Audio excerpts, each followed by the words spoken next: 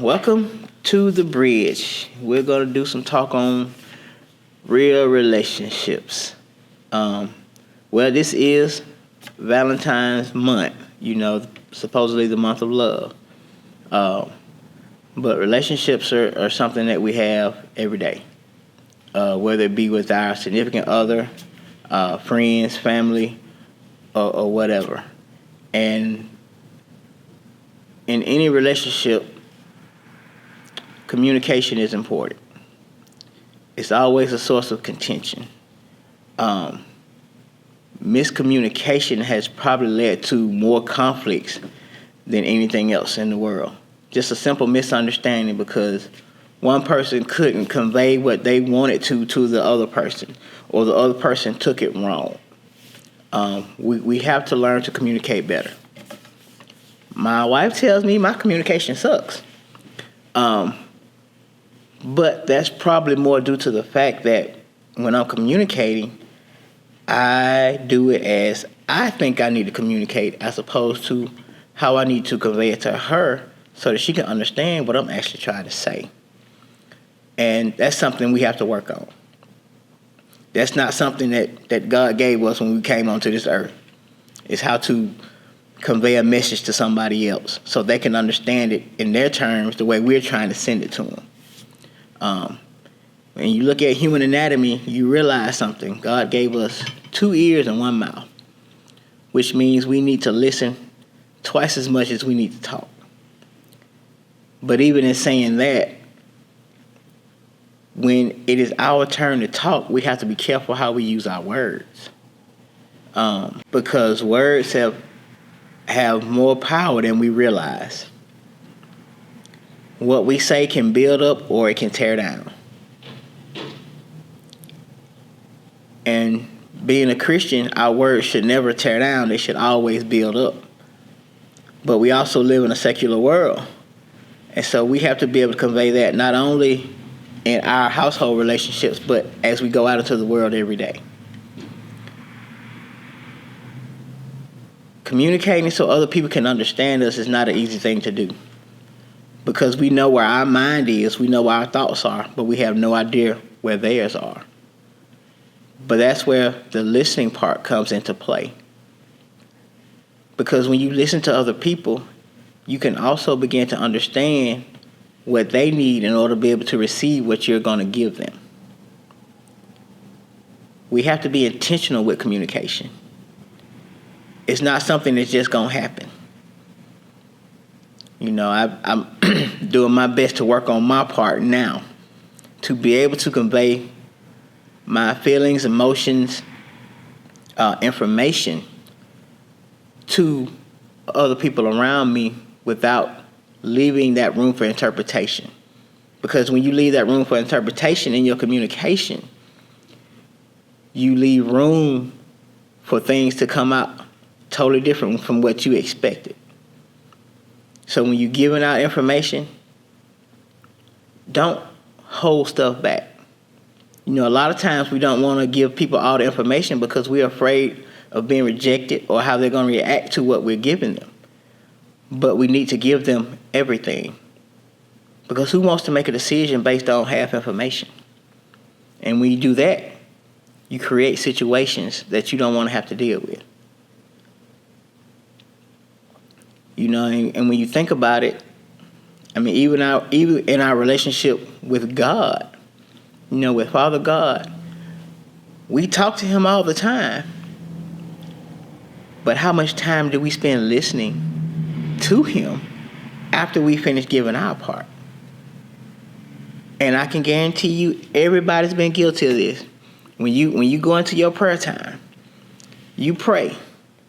You give God thanks. You give him reverence. You tell him he's a mighty God. He's a good God.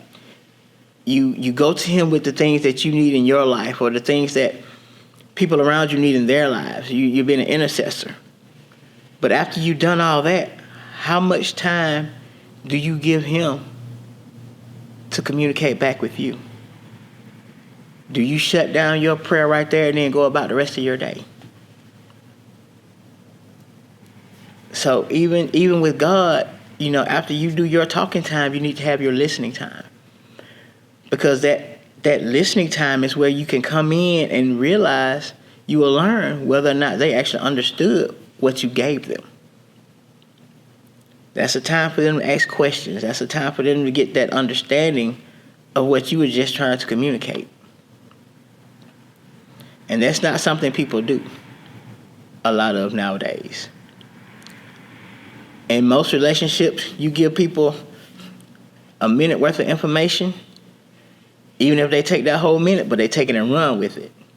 So now you're left in an area with a lot of confusion because they didn't get a full understanding of what you're trying to convey. Like I said, we have to be very intentional with our communication. Know what you want to say before you say it. Try not to let your emotions take over. Because we all know what can happen when we let emotions take over in a communication setting. It can go left real quick. And it's not the easiest thing in the world to do.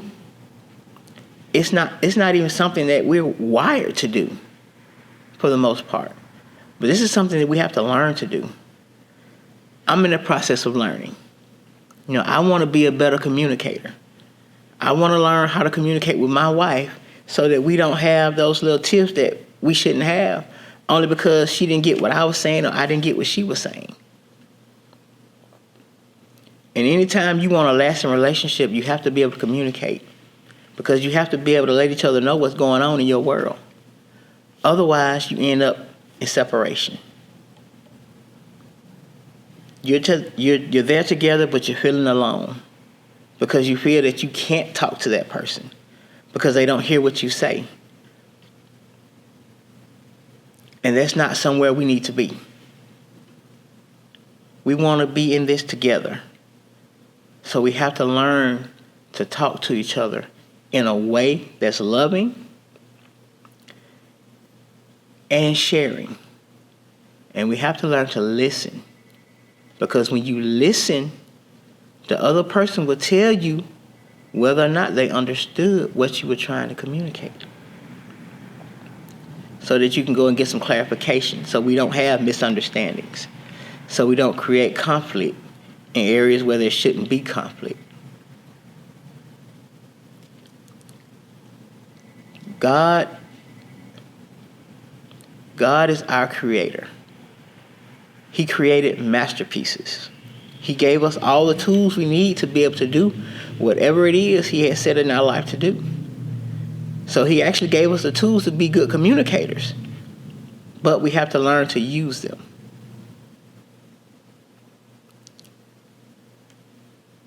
Tools are something that takes practice to be able to use. People that do construction, they didn't wake up in the morning knowing how to use a hammer. They didn't wake up in the morning knowing how to use a ruler or a saw. They had to learn how to use them to be able to complete the jobs that they were given. So in that same way, we have to learn to use the tools that God has given us to be better communicators. Everybody wants those loving relationships. You want that loving relationship with your parents. You want that loving relationship with your children. And you definitely really want that loving relationship with your spouse. But until you learn to use the tools that God has given you, being your mouth and your ears, and this little thing inside the skull called a brain, until we learn how to use those tools properly, we will never be able to communicate effectively.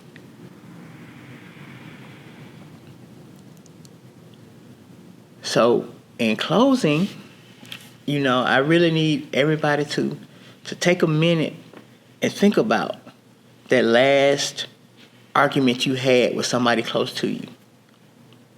What happened in that argument? What caused it?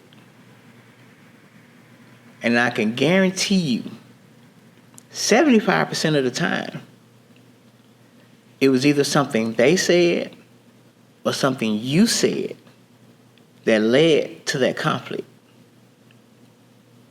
Once we learn to communicate, with love and intentionality,